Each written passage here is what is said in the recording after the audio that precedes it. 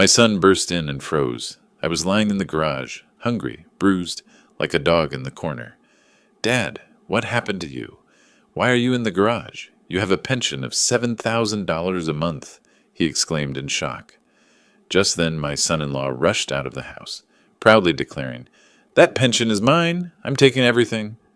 My son took off his watch, and you won't believe what he did next. Before we continue, please subscribe to the channel, and let us know where you are listening in the comments. The cold concrete pressed through the thin mattress into my spine. I opened my eyes to dim light filtering through the garage window, dust particles floating in the single shaft of August sun. 68 years old, 40 years as a Philadelphia firefighter, and I was waking up like a dog in my own garage. My left shoulder throbbed where Wesley had shoved me yesterday. Not hard enough to break anything, he was careful about that, but enough to remind me who was in control. I pushed myself up, joints cracking, and wrapped the scratchy blanket around my shoulders. Through the small window that faced the kitchen, I could see them. Wesley, broad-shouldered and comfortable, sat at my dining table eating scrambled eggs from my plates. Gertrude beside him, her blonde hair pulled back, eyes fixed on her coffee mug like it held answers she didn't want to find anywhere else. My daughter, my little girl who used to climb into my lap after nightmares, who'd begged me to read just one more story. She wouldn't look toward the garage, hadn't looked at me directly in days. My stomach growled. I'd had 3 crackers yesterday. The water from the garage utility sink tasted like rust, but it filled the emptiness somewhat. I stood slowly, testing my balance, and shuffled toward the kitchen door. My hand reached for the handle. The door opened before I could knock. Wesley filled the frame, 6'2" to my 5'9". His eyes were flat, uninterested. "I just need coffee," I said. My voice came out hoarse. "Just coffee, Wesley." "Garage residents don't get kitchen privileges." He crossed his arms. "That's the rule. You know the rule." I looked past him to Gertrude. She was staring at her plate now, fork pushing egg around in circles. "Gertrude, sweetheart." She didn't lift her head. "Wesley's right. You should go back, Dad." "Not Daddy. Not Papa. Just Dad," delivered in that flat voice she'd been using for 2 weeks, ever since they'd moved me out here. The formality cut deeper than Wesley's shove had. Wesley's mouth curved into something that wasn't quite a smile. "Oh, and your pension came through yesterday. Don't worry, I'm handling everything just fine." He closed the door. The lock clicked. I stood there for a moment, hands still raised, before turning back toward the mattress.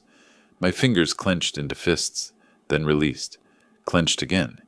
The anger was there, small but bright, like an ember buried in ash. The flip phone sat on the concrete floor beside my pillow. I'd kept it for emergencies after my smartphone disappeared 10 days ago. Wesley said he'd taken it to pay the phone bill. I picked it up with shaking hands and checked the text notification from the bank, the automated system I'd set up months ago, back when I still controlled my own accounts. Withdrawal, $7,000. New balance, 147.23 pause. $7,000. My entire pension payment. Gone. I sat on the mattress and stared at the screen until the numbers blurred.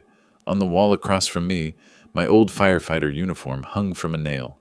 The dark blue fabric, the badge that caught the weak light. The patches from Station 19, where I'd worked my last 15 years. That uniform had seen smoke and flame, had been soaked in water from broken hydrants, had smelled like ash and sweat and courage. Now it watched me sleep on a garage floor. I'd trusted Wesley. That was my first mistake. 3 months ago, when he'd offered to help with my finances, I'd thought he was being kind, responsible, a good son-in-law helping his retired father-in-law manage the bills. I'd signed the papers without reading them carefully. Gertrude had smiled and called me a good dad. Wesley had shaken my hand. The trap had already closed. I just hadn't felt it yet. Through the window, I watched Wesley laugh at something on the television, my television, in my living room. He'd rearranged the furniture last week, pushed my recliner into a corner, and replaced it with a leather sofa I'd never seen before. Charged to my credit card, probably. Everything was charged to my accounts now. I looked down at the flip phone again. Daniel's number was the only one programmed in. My son living 2 hours away in Harrisburg with his wife and kids. I hadn't spoken to him in 3 months. Wesley had taken my smartphone before I could call him, and this old flip had no credit left. The automated voice had made that clear yesterday when I'd tried. Insufficient credit. Please add funds to make this call. But I had no funds. Wesley had everything. I set the phone down and walked back to the window. My reflection stared back at me from the glass. Thinner than I used to be. Gray stubble on my jaw. Bruises yellowing on my shoulder. An old man. A defeated man. Except something in my chest had shifted. The ember was spreading. I'd spent 40 years walking into burning buildings while other people ran out. I'd carried unconscious victims down smoke-filled stairwells. I'd stood on rooftops while flames licked at my boots and figured out how to get my crew home alive. The Philadelphia Fire Department had given me 17 commendations. The mayor had shaken my hand at my retirement ceremony. And now I was sleeping in a garage, begging for coffee, watching a man steal my life piece by piece. Wesley thought I was broken. He thought he'd won. I touched the badge on my uniform, felt the cool metal under my fingertips. In a fire, sometimes you have to retreat, regroup, find another way in. Sometimes you look trapped, but you're just waiting for the right moment, positioning yourself. I turned from the window and sat back down on the mattress. The flip phone lay beside me, useless. My pension was gone. My home was occupied. My daughter wouldn't meet my eyes. But I wasn't done. I needed to understand exactly how I'd ended up here. When had the trap closed? Where had I missed the warning signs?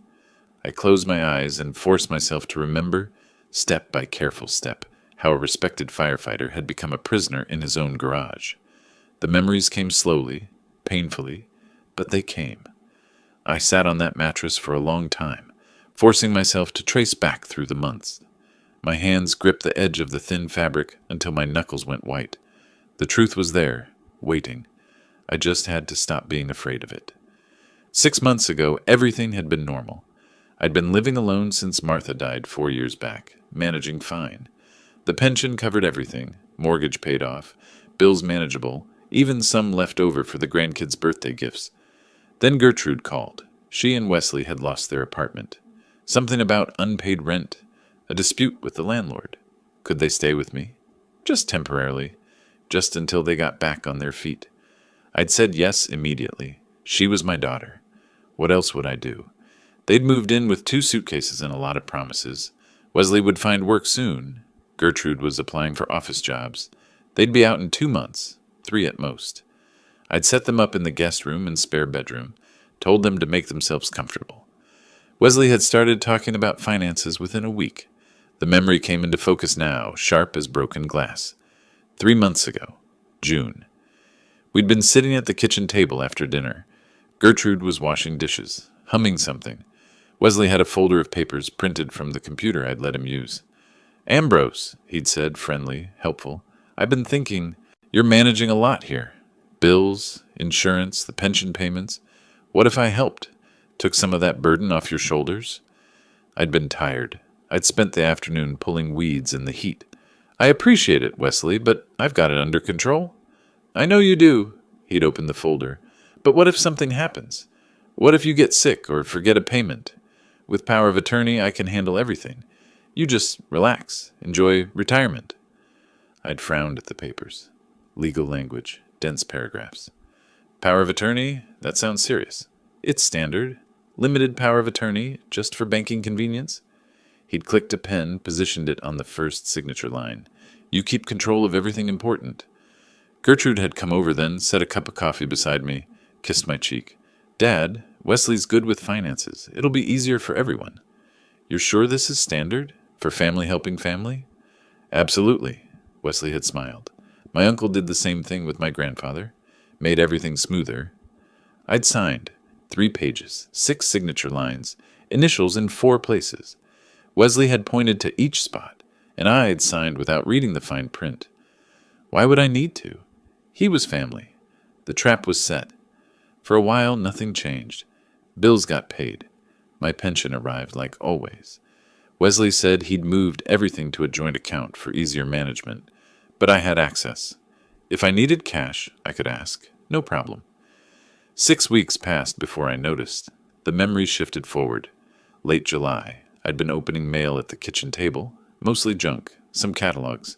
Then the bank statement. I'd opened it out of habit and stared at the balance. $347. That couldn't be right. My pension was $7,000 a month. Even with bills, there should have been thousands left. I'd called the bank. The woman on the phone had been polite, patient. Yes, Mr. Russell, your pension is being directly deposited. No, not to this account anymore. It's auto-transferring to a different account, the joint account ending in 4792. Set up 2 months ago. I'd found Wesley in the living room watching television. Wesley, I need to talk to you about the bank accounts. He'd barely looked up. What about them? My pension. It's going to some other account. The woman at the bank said joint account. Oh, that's the one I set up. More efficient. He'd reached for the remote, changed the channel. Don't worry about it. But I need access to... You have access. I'll give you cash as needed. He'd glanced at me then, and something in his eyes had been different, harder. It's better this way, Ambrose. Trust me. The alarm bells had started then. Quiet at first, but there. I'd started watching more carefully after that.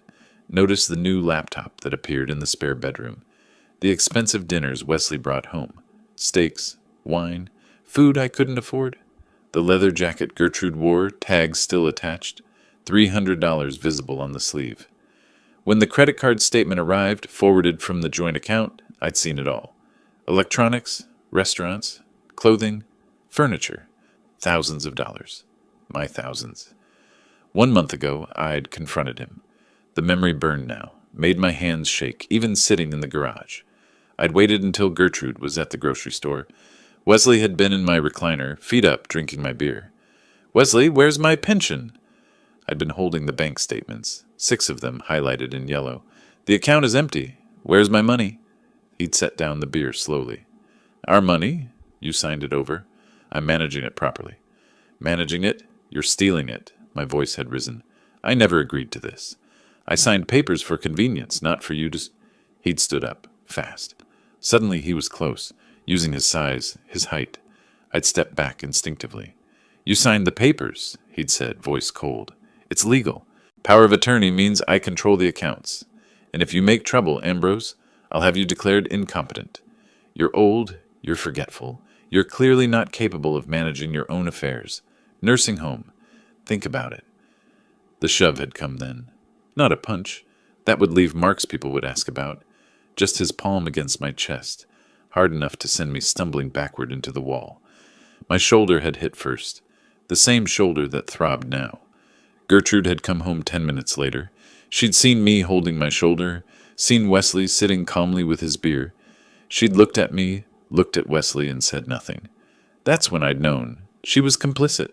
Not forced, not deceived. Complicit. 2 weeks ago, they'd stopped pretending. Wesley had called me into the dining room like I was an employee. Gertrude had been there, silent, hands folded. New arrangement, Wesley had said. You're using too much space in the house. The garage has everything you need. Mattress, sink, toilet. You stay out here unless you have permission to enter.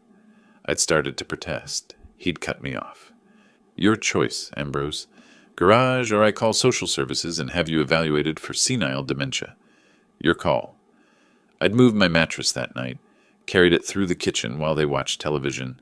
Now, sitting in the August heat with the flip phone dead in my hand, the full picture was clear.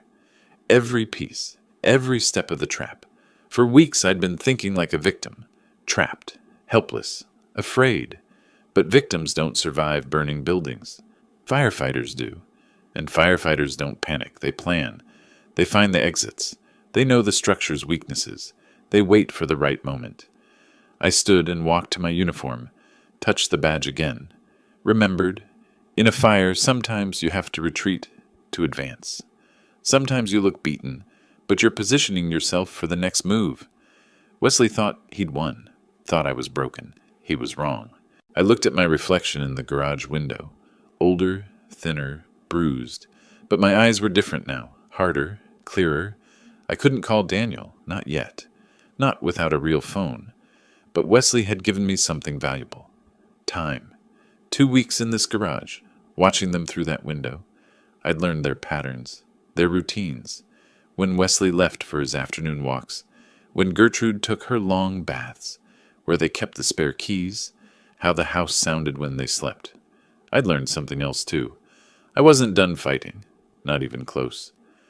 The next day, something changed. Something Wesley didn't expect. Friday evening, the garage had that particular quality of silence. Not peaceful, just empty. I sat on the old wooden chair I'd dragged from the corner, watching shadows lengthen through the window. My posture was different now, straighter.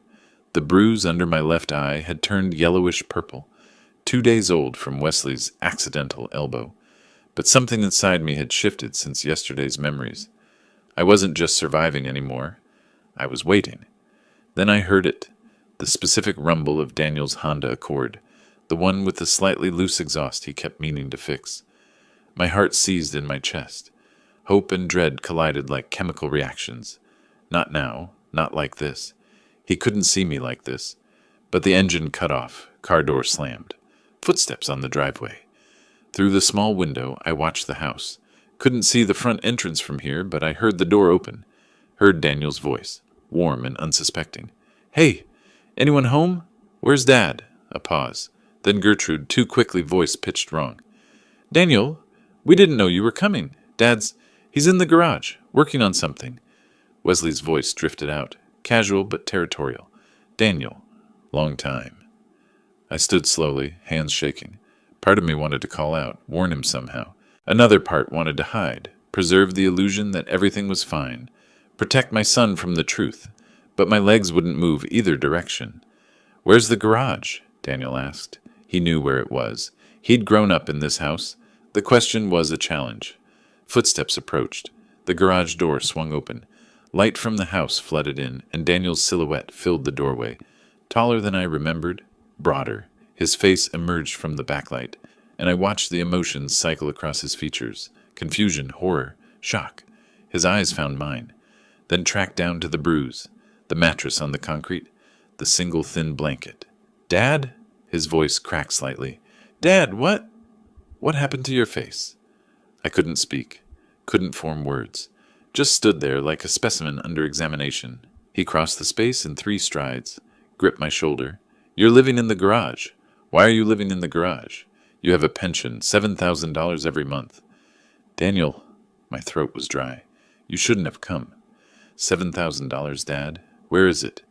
"It's complicated, son." Wesley appeared in the doorway then, chest puffed, filling the frame with his bulk. That smug expression I'd come to know so well. "Not complicated at all," Wesley said. "That pension belongs to me now. I control everything. Your father signed the papers." Daniel turned slowly, stood to his full height. "Excuse me?" "Power of attorney, all legal." Wesley stepped into the garage like he owned it, which, in his mind, he did. He signed it over. "The money's mine, the house is mine. Well, it will be. And this?" He gestured at the mattress, at me. "This is where he lives now. House rules." From the doorway, Gertrude's voice came weakly. "Wesley, maybe we should—" "Shut up, Gertrude." Wesley didn't even look at her. "Your brother needs to understand how things work here." Daniel's jaw tightened. His hand moved to his wrist, to the watch there. An Omega, stainless steel catching the light. I'd seen it before, Christmas 2 years ago. He'd been proud of it. Company gift for hitting targets 3 years running. He unclasped it. The click was loud in the silence. Waited in his palm for a moment, then set it down on the dusty workbench with deliberate precision. "This watch is an Omega," Daniel said, each word measured and cold. "Company gave it to me for hitting targets 3 years running, worth about $8,000. He looked at Wesley. "Take it." Wesley blinked. "What?" "Take the watch, take it, and walk out of this house right now, before I make a phone call you won't like." The watch sat between them on the workbench. $8,000 in stainless steel and craftsmanship, sitting on sawdust and old oil stains. Wesley stared at it, then at Daniel, then at the watch again. His face went through calculations. Greed, suspicion, anger. Behind him, Gertrude had gone pale, one hand pressed to the doorframe for balance. "Take it," Daniel repeated. "Last chance." Wesley's mouth curved into that smile again, the one that said he'd already won. He reached down, lifted the watch, turned it over in his thick hands. "Nice watch," he said, setting it back down. "But why would I take $8,000 when I've got $7,000 coming in every month? For free?" Daniel's voice stayed level. That pension isn't yours. It is now. Power of attorney, kid. All legal. Wesley crossed his arms, confident. You want to call the cops? Go ahead. They'll tell you the same thing. Your old man signed it over. His choice. Daniel's hand slid into his pocket, pulled out his smartphone. Wesley's smile widened. Be my guest, Wesley said. They won't do anything. I've got the paperwork. The pension gets deposited into my account. This house? Once I get him declared incompetent, it'll be mine too. And he lives in the garage because those are the rules now. My rules. I watched Daniel's face. Watched something shift behind his eyes. He held the phone casually, angled away from Wesley. His thumb moved across the screen, but he didn't raise it to his ear. You're forcing him to live out here, Daniel said quietly. Not a question, a prompt. Forcing? Wesley laughed. He's free to leave any time. Find himself a nice nursing home. State-run facility for incompetent seniors. That's his other option. And you're spending his pension. My pension now, legally transferred. Like I said, paperwork's all in order. Gertrude made a sound from the doorway, almost a whimper. Wesley, maybe we should just... Daniel didn't look at her. His voice went cold. Don't. Not one word, Gertrude. Danny, you don't understand. We needed... I'll talk to you later. Daniel's eyes never left Wesley. Right now, I'm getting Dad out of here. Wesley stepped forward. He's not going anywhere. This is his home. Daniel moved to my side, put a gentle hand on my shoulder.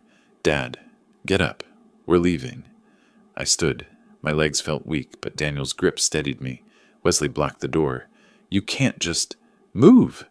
Daniel's voice carried something I'd never heard before. Not anger. Something colder than that. Authority. Wesley hesitated. For the first time since this started, I saw doubt flicker across his face. Then he stepped aside. Daniel guided me past him, past Gertrude, who pressed herself against the wall, through the house that used to be mine. I didn't look at the furniture, the rearranged rooms, the life they'd built with my money, just kept walking. Daniel's hand steady on my shoulder until we reached his car. He opened the passenger door, helped me in like I was fragile. Maybe I was. We pulled out of the driveway. I watched the house recede in the side mirror. Wesley stood in the doorway, arms crossed, still wearing that confident smile. He had no idea what Daniel had just done. The car felt like a different world, clean, warm, safe. I sat in the passenger seat, hands folded in my lap, watching Philadelphia suburbs slide past the window. Evening lights coming on, people in their houses living normal lives. You shouldn't have seen that, I said finally. Daniel's hands gripped the steering wheel. His jaw was tight. How long, Dad? How long has this been happening? 3 months since the papers. 2 weeks in the garage. The bruise? I touched my eye without thinking. 2 days ago. He gets angry when I ask questions about the money. The muscles in Daniel's jaw worked. He said nothing else until we pulled into a Holiday Inn Express parking lot. Got out, came around, opened my door like I might break if handled roughly. We walked to the lobby together. He paid with a corporate credit card, told the desk clerk, visiting family. Got 2 key cards. The elevator ride was silent. The hallway was silent. He unlocked room 214, held the door. 2 beds, clean white linens, television, bathroom with actual hot water. I stood in the middle of the room and felt something crack inside my chest. Sit down, Dad. Daniel pulled out the desk chair. I'm ordering dinner. He called room service. Ordered more food than 2 people could eat. Steak, baked potato, green beans, salad, bread, soup. When I started to protest the cost, he just shook his head. The food arrived 20 minutes later. Daniel set it out on the desk, handed me a fork and knife. I looked at the steak. Thick, properly cooked, steam rising, and my hands started shaking.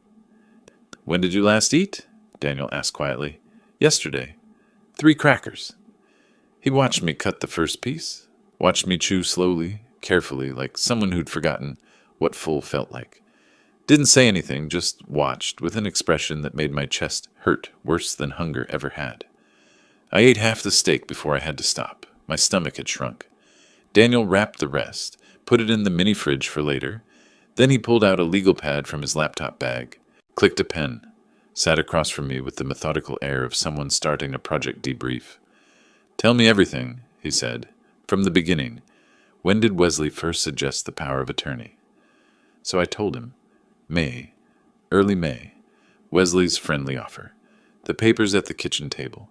Gertrude's encouraging smile. My signature on documents I barely read. Daniel took notes, asked specific questions. Dates, amounts, exact wording of conversations. He approached it like a logistics problem. Gather data, identify patterns, find vulnerabilities. The exact wording, he said. Did Wesley say limited power of attorney? Yes, limited to banking. He said I'd keep control of everything else. But he redirected the pension? All of it. $7,500 a month for 3 months. $22,500.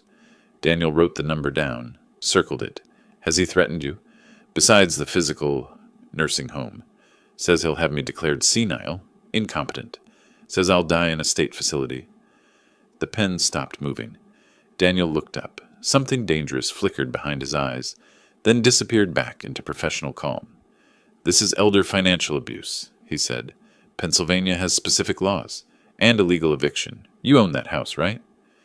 Paid off 15 years ago. Deeds in my name. Then he committed a crime. Multiple crimes. I shook my head. He has the legal papers, Daniel. He said, papers obtained under duress aren't valid, and financial exploitation of an elderly person is a felony in Pennsylvania. Daniel flipped to a new page. We need a lawyer, specialized in elder law. I can't afford? I can. He met my eyes. Dad, this is what I do. Solve complex logistics problems. This is just another system to analyze. And Wesley made a mistake tonight. What mistake? His mouth curved slightly, not quite a smile. He confessed. Everything. On recording. I stared at him. You recorded him? He pulled out his phone, tapped the screen. Wesley's voice filled the room. That pension belongs to me now. I control everything. Your father signed the papers. The pension gets deposited into my account. This house, once I get him declared incompetent, it'll be mine too. And he lives in the garage because those are the rules now. My rules? Daniel stopped the playback. Pennsylvania is a one-party consent state, completely legal to record conversations you're part of. He confessed to financial control, illegal eviction, physical intimidation. That recording is evidence. For the first time in months, I felt something like hope. We talked until midnight. Daniel made more notes, built timelines, outlined steps, legal consultation, documentation, medical records for the bruises, financial records for the theft, revoke the power of attorney, file charges, protective orders. He broke it down like a project plan. Objectives, resources, timeline, obstacles. Watching him work, I saw the successful man he'd become. Systematic, thorough, unshakable. Finally, exhausted, we both lay down in our separate beds. The room went dark. I heard Daniel breathing in the other bed, awake like I was. Thank you, I said into the darkness. We're going to fix this, Dad. All of it. I believed him. Morning came too soon. Daniel's alarm went off at 6. He showered, packed, checked us out by 7. We stood in the parking lot beside his car, neither quite ready to say goodbye. I have to go back to Boston, he said. Work. But I'll be back Friday. 1 week. I nodded. And I go back to the garage. His face twisted. Dad, you can stay here. I'll pay for the room all week. You don't have to... No. I put a hand on his arm. I go back. If I disappear, Wesley might do something unpredictable. Destroy evidence. Run. But if I'm there in the garage, he'll think he won. He'll think you gave up. You're sure? 40 years in fires taught me something. Sometimes you have to go back into the smoke to get what you need. I'll be okay for 1 week, and I'll be watching him, learning his patterns. Daniel pulled something from his pocket. A phone. Small. Basic. Burner phone. My number's programmed in. If anything happens, anything, you call me. I took it. Where do I hide it? Somewhere he won't think to look. I thought of my firefighter jacket. The inside lining had a small tear. Perfect. Daniel hugged me, held on longer than necessary. 1 week, Dad, I promise. I know. I watched him drive away, stood in that parking lot until his car disappeared around the corner. Then I walked back toward the house, toward the garage. My steps were steady. Wesley and Gertrude were watching from the living room window when I arrived. I saw the curtain move, saw Wesley's face, that satisfied smirk back in place. He thought I'd tried to escape and failed. Thought Daniel had abandoned me. He was wrong about both. I walked into the garage, lay down on the mattress, stared at the ceiling, slid my hand into my pocket and felt the burner phone there. Small, solid, real. 1 week, I could survive 1 week. I'd survived worse. And this time, I wasn't surviving alone. Daniel texted when he got back to Boston. Made it. Starting lawyer research tomorrow. Hang tight. Sunday, another text. Found 3 elder law specialists. Calling Monday. Daily check-ins after that. Short messages, but each one a lifeline. Wesley noticed I was calmer. It bothered him. Monday, he searched the garage while I was using the house bathroom, a privilege granted 10 minutes a day. I watched from the window afterward as he pawed through my few belongings, looking for money, for a phone, for whatever Daniel might have left. He found nothing. The burner was inside my firefighter jacket's lining. 40 years of emergency preparedness pays off. You learn to hide things where no one thinks to look. By Wednesday, Wesley was suspicious, kept watching me through the kitchen window, trying to understand why I wasn't begging anymore, why I wasn't pleading. By Thursday, he was paranoid. Friday, the day Daniel was supposed to return, couldn't come fast enough. Monday morning, I woke before dawn. Old firefighter habit. Internal alarm clock never quite shuts off. The garage was dark and cold. I reached into my jacket lining where the phone sat hidden. My hands didn't shake anymore. I had work to do.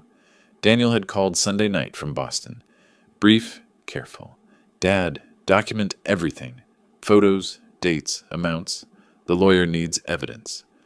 So that's what I did. I photographed the mattress first, then the concrete floor, the lack of insulation, the single blanket that did nothing against the chill, the utility sink with rust stains, the view from my window toward the house where Wesley and Gertrude lived their comfortable life on my money.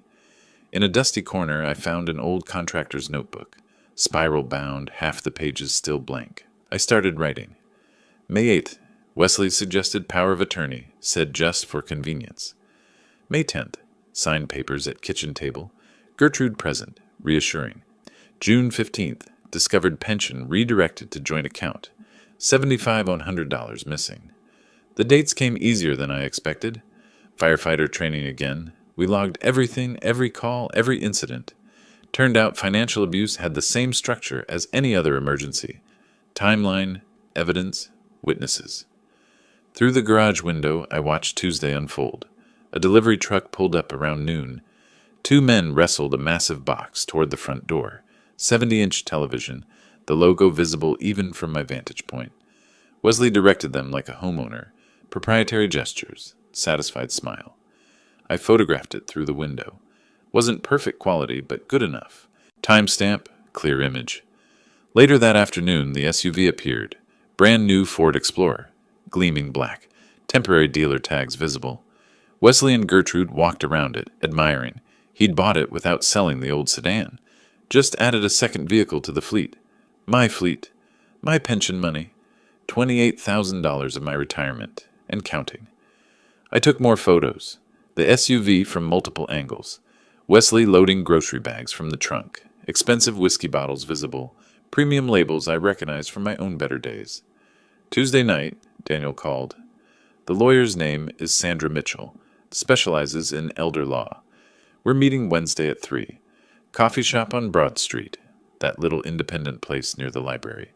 Can you get there? I'll tell Wesley I'm taking a walk. Be careful, Dad. Wednesday morning, Wesley was watching me. I felt his eyes through the kitchen window as I sat on the garage chair, pretending to read an old magazine I'd found. Around 2, I stood, stretched, made a show of needing movement. Going for a walk, I called toward the house. Get some air. No response. Just that feeling of being watched. I walked 6 blocks to the coffee shop. The world outside my garage felt strange. Normal people doing normal things. Buying coffee, laughing at phones, living lives that didn't include sleeping on concrete floors. Daniel was already there, corner booth. The woman beside him was mid-50s, professional gray suit, leather briefcase on the table. She stood when I approached, extended her hand. Mr. Russell, I'm Sandra Mitchell. Daniel's told me about your situation. Before we begin, I need to hear it directly from you. Everything that's happened. I sat, took a breath. Where do I start? Start with the power of attorney. When did Wesley first mention it? So I told her. The whole timeline. The friendly offer that became a trap. The papers I signed without reading carefully enough. The gradual theft of my pension, my autonomy, my home. The physical intimidation. The garage. Sandra took notes, quick shorthand, occasionally stopping me to clarify dates or amounts. She had the focused intensity of someone who'd seen these cases before and knew exactly what mattered. When I finished, she pulled out a tablet, connected headphones, pressed play. Wesley's voice filled the tiny space between us. That pension belongs to me now. I control everything. Your father signed the papers. The pension gets deposited into my account. This house? Once I get him declared incompetent, it'll be mine too. She stopped playback, removed the headphones, looked at me directly. Mr. Russell, Pennsylvania law is very clear on this. Financial exploitation of a person over 60 is a felony. If you can prove the power of attorney was obtained through coercion, and that recording certainly suggests it was, the document is voidable. But Wesley says it's legal. He says the police won't help. He's wrong. She pulled papers from her briefcase. What he's done is elder financial abuse. Pennsylvania takes it seriously. Additionally, evicting you from your own home, that's illegal detention and property theft. She paused. So we can stop him, but more importantly, we can charge him. Criminally. The word hung in the air. Criminally. Daniel leaned forward. Tell her about your documentation, Dad. I showed her the notebook, the timeline, the amounts, the specific dates and incidents. Sandra studied each page, nodding. This is excellent. Detailed. Specific. This will be powerful in court. She looked up. You were a firefighter? 40 years. Philadelphia Fire Department. That training is saving you now. She scrolled through the photos on the burner phone Daniel had shown her. These images, your living conditions, clear evidence, combined with the recording. She set down the phone. Mr. Russell, we have a strong case, but we need one more thing. What? Medical documentation. The bruises, the weight loss. We need a doctor to examine and document them officially. Can you do that? When? Tomorrow, if possible. The fresher the documentation, the better. We talked for another hour. Sandra outlined the legal process. Revoke the power of attorney, file for protective orders, pursue criminal charges, recover the stolen pension. Each step precise, methodical, achievable. I'd spent 3 months feeling helpless. 40 minutes with Sandra Mitchell, and I had a plan. When we left, Daniel walked me partway back, stopped at the corner 2 blocks from the house. You okay, Dad? I'm okay. He hugged me. 1 more week, maybe less. I walked the last 2 blocks alone. Something felt wrong before I even turned onto my street. Wesley's SUV was parked crooked in the driveway, like he'd been in a hurry. The garage door was slightly open. I always closed it completely. My hand went to my jacket pocket, touched the outline of the burner phone. Still there. But something had changed. I could feel it. I pushed open the garage door. Wesley sat on my workbench, legs dangling, holding something in his hand. As my eyes adjusted to the dim light, I saw what it was. Pieces of a phone. A phone just like the one in my pocket. My hand flew to my jacket. The pocket was empty. The lining torn open. He'd found it. My mattress was overturned. The firefighter jacket lay crumpled on the concrete, its interior lining ripped. My few belongings scattered across the floor. He'd torn the place apart. Wesley held up the shattered phone, screen dangling in fragments. His smile was triumphant. What's this, Ambrose? Where'd you get a phone? I made my voice small, submissive. Daniel gave it to me, just to call him sometimes. Daniel gave it to you. Daniel who took you away last week. Daniel who thinks he can interfere. He slid off the workbench, used his height to tower over me. Who have you been talking to? Just Daniel, I swear, just my son. Liar! He stepped closer. You've been leaving the garage every day. Where do you go? Walks, just walks, to get air. He threw the phone pieces at my feet. Plastic and glass scattered across concrete. You think I'm stupid? You think I don't notice things? My heart hammered, but my mind stayed clear. The phone was a decoy. The real evidence was already with Sandra. The photos were sent Tuesday. The timeline was in Daniel's email Monday night. This phone? Let him think he found the threat. You want to know something funny, old man? Wesley's voice dropped lower. More dangerous. That power of attorney you signed? It's not just financial. It's medical, too. I can make healthcare decisions for you. Ice spread through my chest. Medical? That's right. So if I decide you're not competent, if I decide you need to be in a nursing home, locked ward for dementia patients, I can do that. One phone call. From the doorway, Gertrude's voice came quietly. Wesley, shut up, Gertrude. He didn't turn. Your father needs to understand his position. I looked at my daughter, met her eyes. Silent plea. Stop him. Help me. You're my daughter. She looked away. That was when I knew. Completely. She'd chosen Wesley over me. Not passively. Actively. Please, I let my voice shake. Not all acting. The medical threat was real.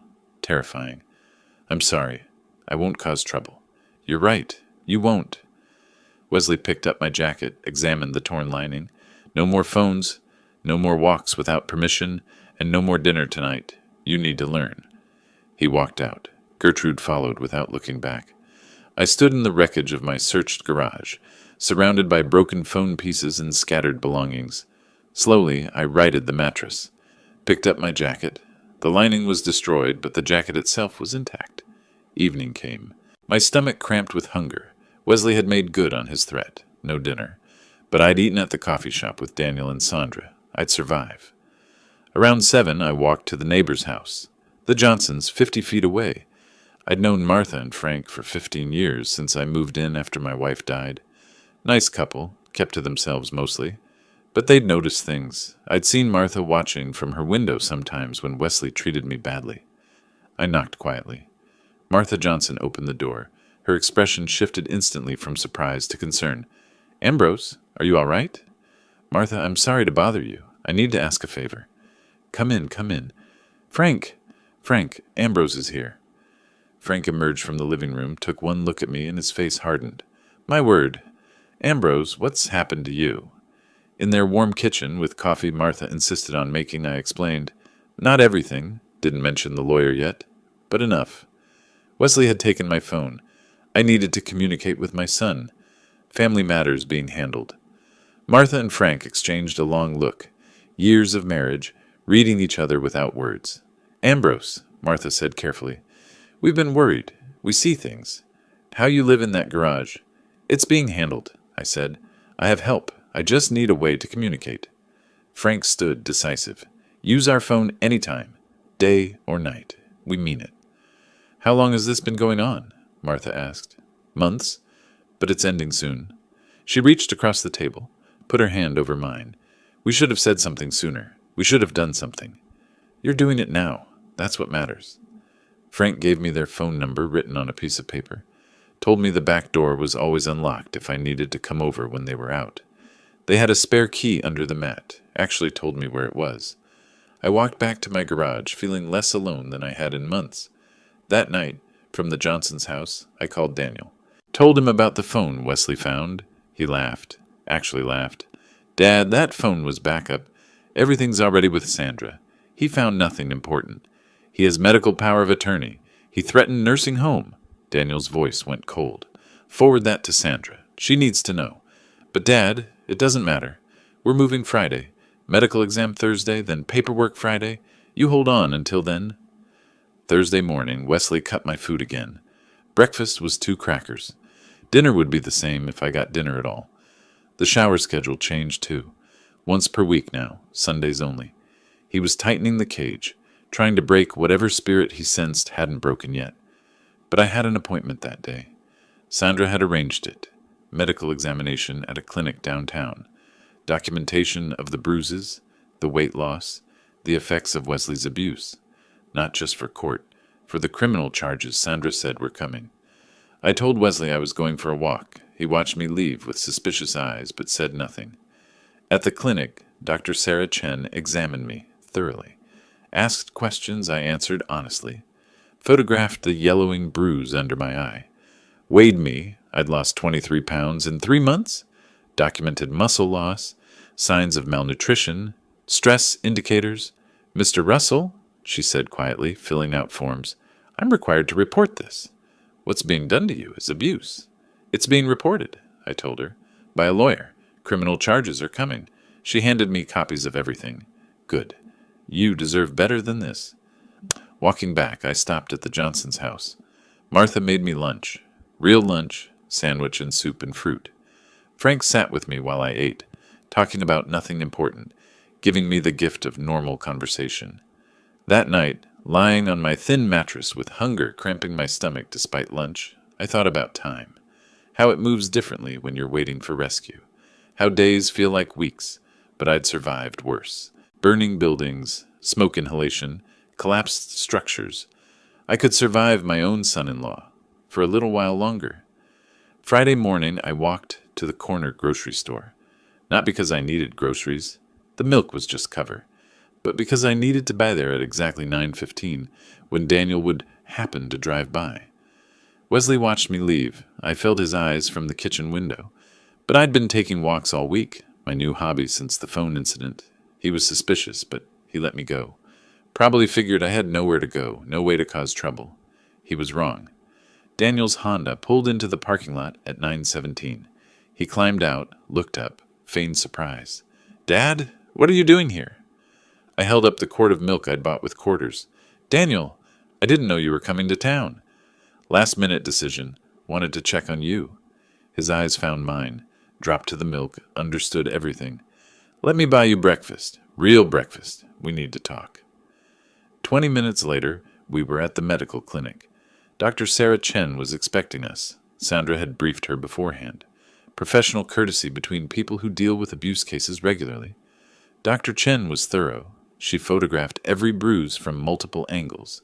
Medical-grade camera capturing details invisible to phone cameras. Measured my weight, 152. Down from my normal, 175. She tested reflexes, cognitive function, checked for signs of malnutrition. "Mr. Russell," she said, typing notes, "these bruises are in different stages of healing. This one is about 4 days old. This one is closer to 2 weeks. Can you tell me how you got them?" I told her. Wesley's shove Wednesday. Other incidents I'd stopped tracking because they blurred together.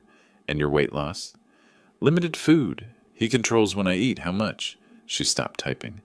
Looked at me directly, professional mask slipping. "Mr. Russell, I'm required by law to report suspected elder abuse. But I want you to know, I'm not just reporting this because I have to. I'm reporting it because what I'm seeing here is clear evidence of systematic abuse. No one should live like this." Her written report was 15 pages. Detailed measurements, clinical observations, photographs attached. She used terms like deliberate deprivation and pattern consistent with long-term physical abuse, medical language that would carry weight in court. The weekend crawled. Sandra was finalizing documents, triple-checking evidence, preparing filings. Daniel stayed at a hotel but visited Saturday and Sunday, bringing food, making sure I ate properly for the first time in months. Monday morning, Sandra called from the Johnsons' phone. "Mr. Russell, the documents are filed, all 3 actions. Wesley will be served Wednesday." What happens then? He has to respond. But more importantly, I've requested emergency temporary orders. We should hear back within 48 hours. Temporary orders. Freezing his access to your accounts. Allowing you back in your house. We can't wait for the full trial. You need protection now. Wednesday afternoon, I was in the garage when I heard shouting from the house. Wesley's voice, loud and rising, then Gertrude's, high-pitched with panic. The process server had arrived. Through the window, I watched the scene play out. Wesley tearing open the envelope, reading, his face cycling through confusion to comprehension to rage.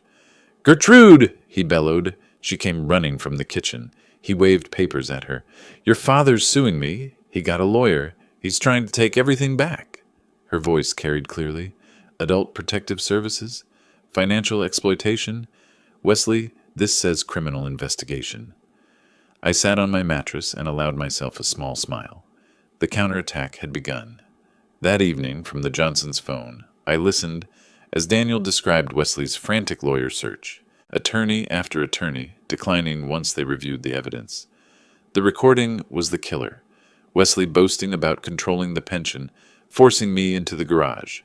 What he'd thought was demonstration of power had become confession to multiple crimes. Finally, Wesley found someone, Attorney James Kovach, Recent graduate, solo practitioner, desperate for clients. Can we win? Wesley had apparently asked. Long pause on the recording Daniel played for me, then Kovach's voice. We can try. Even his own lawyer knew they were doomed. Thursday morning, I woke to my phone, the Johnsons' landline, which I'd been keeping in the garage overnight with their permission. Sandra's voice was crisp, professional, excited. Emergency orders granted. As of now, Wesley's financial access is frozen. And Mr. Russell, you have the right to move back into your house. Today. I sat on the thin mattress one last time, looked around the garage that had been my prison for 3 weeks, the concrete floor, the single bulb, the window through which I'd watched my life being stolen.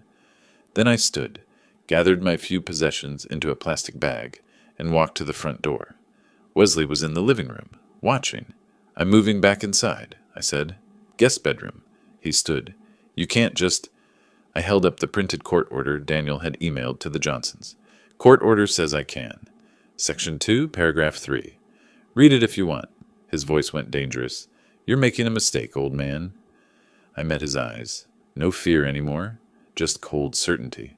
The only mistake I made was trusting you. That won't happen again. I walked past him to the guest bedroom, closed the door, turned the lock. The click of that lock was the sweetest sound I'd heard in months. Thursday morning, 10:15, Teresa Williams pulled into the driveway in a county vehicle marked Adult Protective Services. I watched from my new window, the guest bedroom window, not the garage, as Wesley straightened his shirt, arranged his face into a welcoming expression, and opened the front door before she could knock. Good morning. You must be Ms. Williams. Welcome, welcome. We're so glad you're here to clear up this misunderstanding. I'd seen enough performances in my firefighting career. People lying to investigators after arson, claiming electrical fires when they'd torched their own businesses for insurance. Wesley sounded exactly like that. Too helpful. Too smooth. Teresa Williams, carrying a tablet and professional camera, didn't smile back.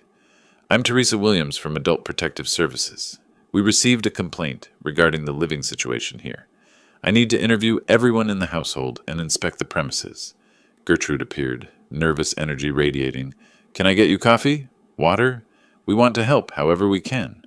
Teresa ignored the hospitality offer. Let's begin with the garage. I understand Mr. Russell has been staying there? Wesley's performance stumbled. He wanted privacy, independence. We offered him a bedroom, but he preferred... Show me. They walked to the garage. I stayed in my room, listening through the wall. Heard Teresa's camera clicking. Heard her voice, cool and professional. There's no heat source, no bathroom, one mattress on concrete. You expect me to believe a 68-year-old man chose this over a bedroom in the house? He's stubborn. You know how elderly people can be. I know how elder abuse presents, Mr. Matthews, and this looks exactly like it. The kitchen table interview came next. Wesley and Gertrude were sent to the living room. Teresa knocked on my door. Mr. Russell, I need to speak with you privately. We sat across from each other. She set her tablet between us, started recording. Mr. Russell, I need you to be completely honest with me. Are you afraid of Wesley? Yes. Has he physically harmed you? Yes, multiple times. The most recent was last week. I touched the fading bruise under my eye. There have been others. Did you choose to live in the garage? No. He forced me out there 3 weeks ago. Said it was the new rule. I own this house. Paid it off 15 years ago. But he has power of attorney. He controls my pension. He controls everything. I paused. Controlled. Past tense now. She wrote rapidly. The power of attorney. Did you sign it willingly? He pressured me. Threatened to put me in a nursing home if I didn't cooperate. I was afraid. 20 minutes of questions. I answered each one with facts, dates, specific incidents. No embellishment necessary. The truth was damning enough. After my interview, Teresa spoke with Wesley and Gertrude separately. Their stories were too coordinated, too rehearsed. I heard fragments through the walls, phrases that sounded scripted, explanations that contradicted my timeline. Then Teresa left, walked next door to the Johnsons. She was there for 45 minutes. When she came back, her professional mask had cracks in it, controlled anger simmering beneath. She took more photographs of the garage, measurements, notes. Then she left without saying goodbye to Wesley. Friday morning, the temporary orders arrived. Daniel called me on the Johnsons' phone, excited. "Dad, check your email. Sandra sent you the court order." I was at the Johnsons' computer, read the document slowly. Wesley Matthews is hereby enjoined from accessing any financial accounts belonging to Ambrose Russell. Does that mean? It means he can't touch your money, not a dollar. And look at Section 2. Ambrose Russell is granted immediate right to reside in his primary residence. I was already inside, but the order made it official, legal, uncontestable. What about Wesley? He can't stop you. If he tries, he's in contempt of court. That evening, Gertrude knocked on my door. Her face was blotchy from crying. "Dad, can we talk?" "What do you want, Gertrude? How could you do this? We're your family.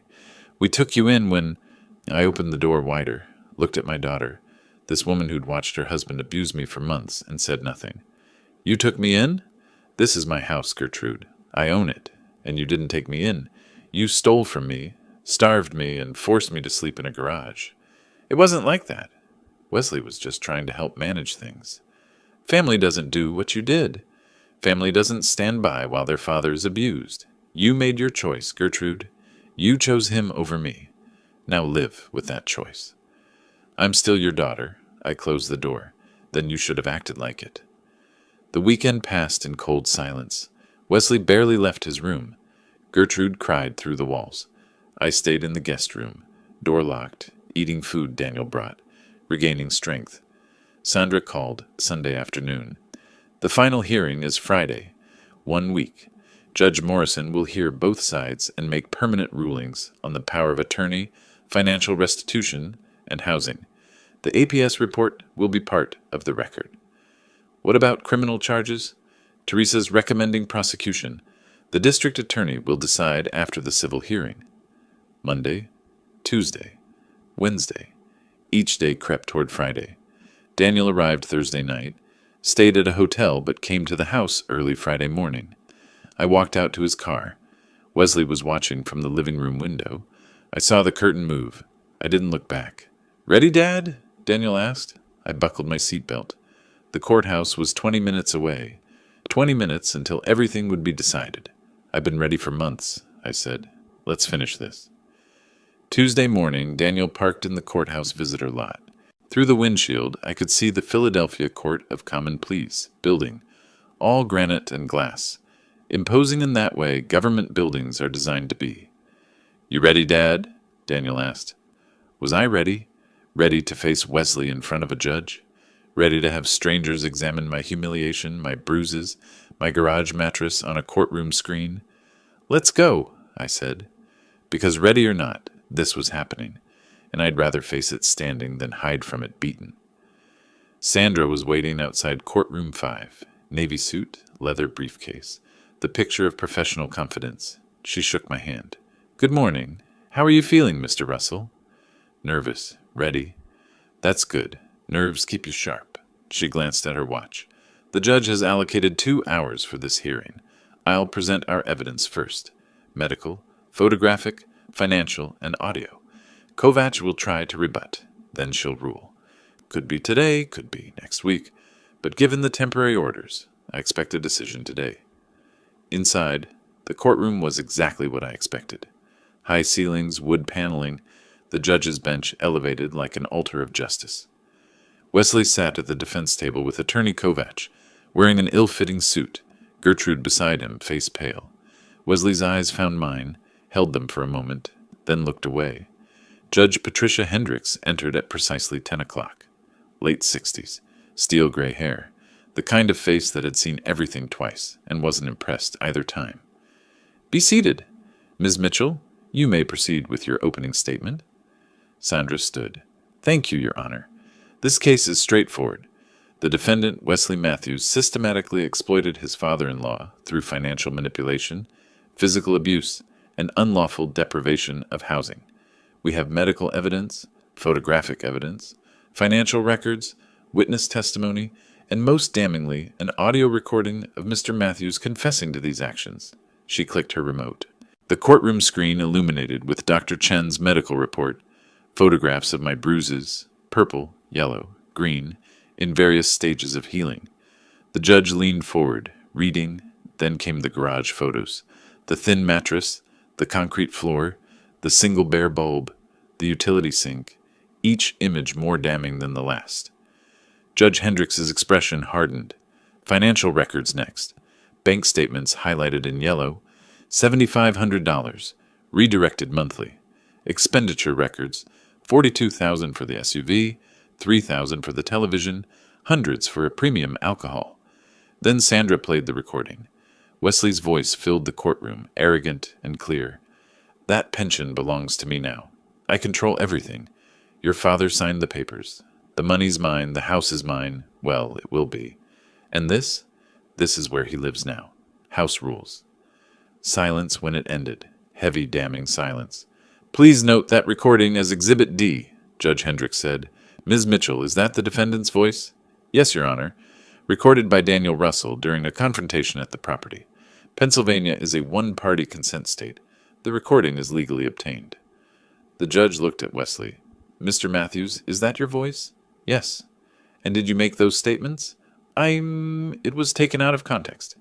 What context makes that pension belongs to me now acceptable when discussing someone else's retirement income? Wesley said nothing. Attorney Kovach tried his defense. Power of attorney was signed voluntarily. Family dispute, not abuse. Ambrose was free to leave any time. The judge's questions destroyed each argument. Mr. Matthews, you're under oath. Did you or did you not use Mr. Russell's pension funds to purchase a vehicle for your personal use? We needed transportation. A $40,000 SUV? Mr. Russell already owned a functional vehicle, correct? Yes, but did you ask his permission before spending his money? Pause. Then quietly, no. Did Mr. Russell live in the garage by his own choice? It was complicated. Space issues in a 3-bedroom house occupied by 3 people. Try again. Silence. Let me be more direct. Did you tell Mr. Russell he had to live in the garage? Very quietly. Yes. The judge sat back, studied Wesley for a long moment. I've heard sufficient evidence to make my ruling. Mr. Matthews, Ms. Matthews, please stand. They stood. Gertrude was shaking. I find that the power of attorney was obtained through coercion and threats.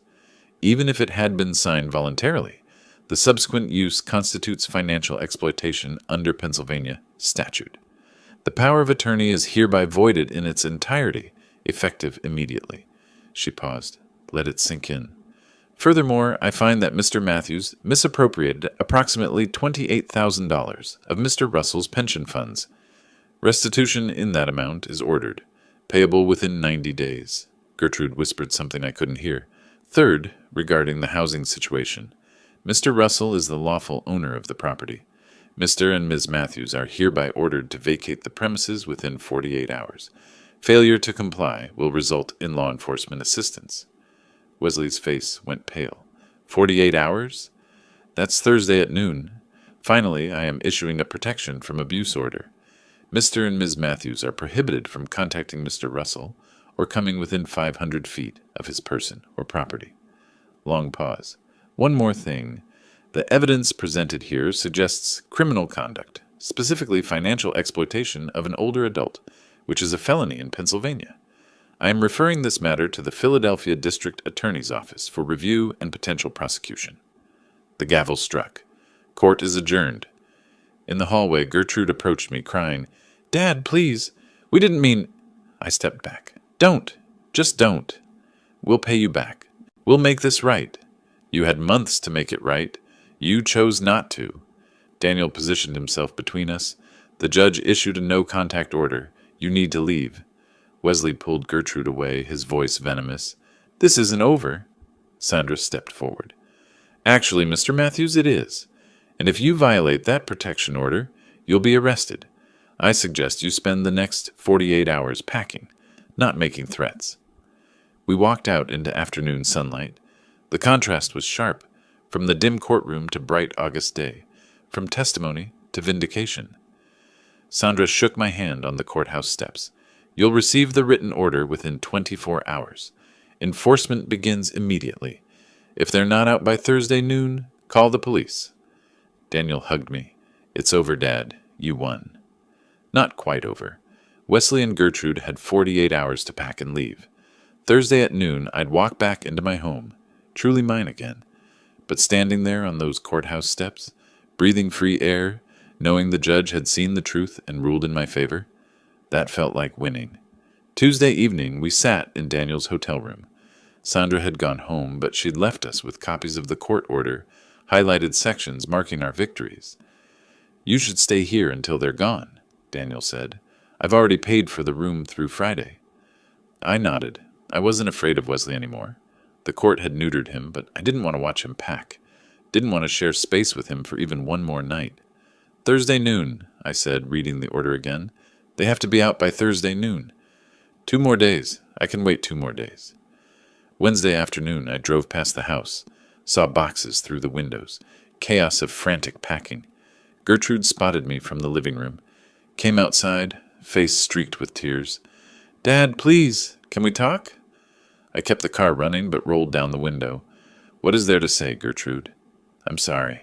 I know I should have stopped him. I should have protected you." "You're right. You should have. You made your choice when you let him put me in that garage, when you stood by and watched him starve me." I was scared. Wesley, he controlled everything. I didn't know how to. I was scared too. I was 68 years old, being beaten and starved, and you're my daughter. You should have helped me. "I know. I'm so sorry." "I love you, Gertrude. You're still my daughter. But the trust is broken. Maybe someday we can repair it. But right now, I need you to leave my house and let me heal." She sobbed. "I understand. Goodbye, Gertrude." I drove away without looking back. Thursday at 11:45, Daniel and I stood in the driveway. At 11:52, a U-Haul pulled out, Wesley driving, Gertrude in the passenger seat, both staring straight ahead. The truck disappeared around the corner. Silence. Then I walked to the front door. My door. Inserted my key. Stepped inside. The house was empty of their presence. Keys on the kitchen counter. Rooms cleared. The silence was different now. Not oppressive, but peaceful. "Welcome home, Dad," Daniel said behind me. Friday became Restoration Day. The locksmith arrived at 9. Changed every lock. Front door, back door, garage, basement. I pocketed the new keys. "The old keys are useless now," the locksmith confirmed. "Good," I said. "I want him to have nothing that works here anymore." At the bank, the manager closed my old accounts, opened new ones with 2-factor authentication. Even if Mr. Matthews tried to present the old power of attorney, our system would flag it immediately. "It's really over then," I said, "from a banking perspective?" "Yes, sir. Your money is yours again." Security cameras came next. Front door, back door, motion sensors. The technician showed me the monitoring app on my phone. "You can see who's at your door before you answer," he explained. Layer by layer, I reclaimed control. Physical security, financial security, peace of mind. Saturday morning, the Johnsons arrived with a still warm apple pie. "Welcome home, Ambrose," Frank said. "Properly home." "Thank you. For the pie and for everything. For testifying. For letting me use your phone. For caring." "We should have done more sooner," Martha said. "You did enough. You did what mattered." We sat in my living room again, sharing coffee and pie, talking about normal things, weather, neighborhood gossip, the upcoming block party, normal conversation, a gift I hadn't realized I'd lost until I had it back. After they left, Daniel and I sat together in comfortable silence. I held my coffee in my favorite mug, the one I'd retrieved from the back of the cabinet where Gertrude had hidden it.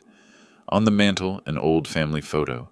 My late wife, young Gertrude, teenage Daniel, all smiling, all together. A family that no longer existed in that form, but whose love still shaped who I'd become. "How are you feeling, Dad? Really?"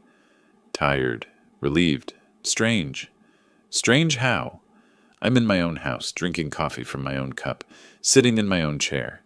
Things that were normal 6 months ago feel like luxuries now. They should never have been taken from you. No, they shouldn't have." I paused. "You know what I keep thinking about? 40 years I spent running into burning buildings, saving people, and I never thought that someday I'd need to save myself from my own family. But you did save yourself. You fought back. You won." "I did, with your help." I looked at him. "What you did, Coming when you did, believing me, finding Sandra. I couldn't have done it alone. You shouldn't have had to do it at all. But I'm proud of you, Dad. Standing up to Wesley, gathering evidence, going through that hearing, that took courage. I smiled slightly. Even at 68, you can still be strong. You can still fight. You can still win. What's next for you? Living. Just living. In my house. With my pension. On my terms. That's enough? 1 month later, the mail brought news. First, a formal notification. Wesley Matthews charged with felony financial exploitation, facing 2 to 4 years in prison. Second, a handwritten letter. Gertrude's careful script. Dear Dad, I know this letter can't fix what I did. I know sorry isn't enough, but I need you to know. I cooperated with the prosecutors. I told them everything. They offered me probation if I testified against Wesley, and I took it. Wesley's facing prison now. I'm ashamed it took losing everything to see what he was. What I let him do to you, I don't expect forgiveness. I don't deserve it. But I hope someday, maybe years from now, we might talk again. I love you, Dad. I always did. Gertrude. I read it twice, then folded it carefully and placed it in my desk drawer. Not thrown away, not answered yet, just saved. For later, for someday, for when I was ready. Maybe we'd talk again. Maybe we wouldn't. I'd decide on my own timeline. That evening I sat in my living room as the sun set, my house, my chair, my life. Outside, the Johnsons were working in their garden. A couple walked their dog past my driveway. Normal suburban evening. I'd spent 3 months in that garage. 3 months afraid, hungry, humiliated. But I'd survived. More than survived. I'd fought back and won. The pension was mine. The house was mine. The dignity was mine. And sitting there in the peaceful silence of my restored life, that was everything. If you like this story, please like this video, subscribe to the channel, and share your impressions of this story in the comments. To listen to the next story, click on the box on the left. Thank you for watching.